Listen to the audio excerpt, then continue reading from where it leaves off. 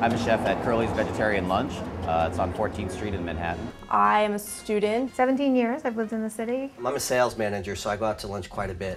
My name is Darren Carbone. I'm the executive chef of Albez Restaurant. I'm a pretty big connoisseur of foods. I don't cook. My husband and I will eat out like 5 out of 7, and sometimes 7 out of 7. It's definitely an interesting job trying to figure out what people want to eat.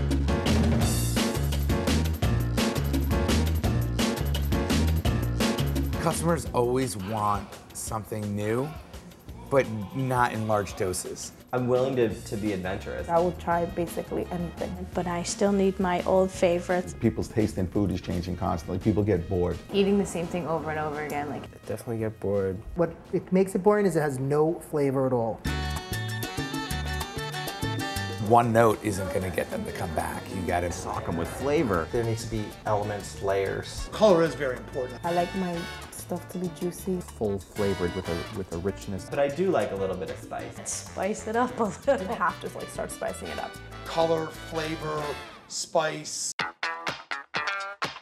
try and work out regularly. I try and eat healthy. I like a healthier lunch. I've been following Weight Watchers for 2 years. You can be creative with healthy food.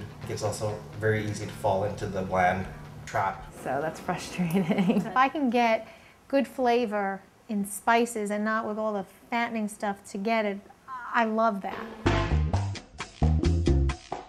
In a teaspoon of salsa, you might be adding 7 different components. Freshness, it has acidity, it's a balance of different flavors. It's extremely healthy. It's low in calories and low in fat and full of flavor. Salsa's not fattening, so what I try to do is take one chip and put like this much salsa on it. Salsa and boring? See, I would never find that boring. First of all, salsa actually always looks cool. It's got all these refreshing colors in it. And it just brightens up the plate. If salsa could talk, I'd say it's I'm fun, I'm exciting. I'm here. Now the party's starting. You know, come shake your body, baby. Do that tongue. Oh, that makes me happy. I'm like, yes, yes, it's hot. Like, people have really taken a more modern approach, like more open-minded approach towards food. And salsas might be one of them, where they're willing to try new things. I will always try new salsas.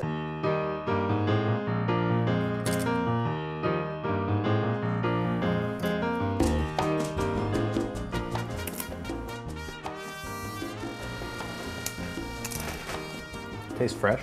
And I like the chunks. And the flavors are delicious. You know, the vegetables have a bit of a crunch. Very fresh and vegetable-y.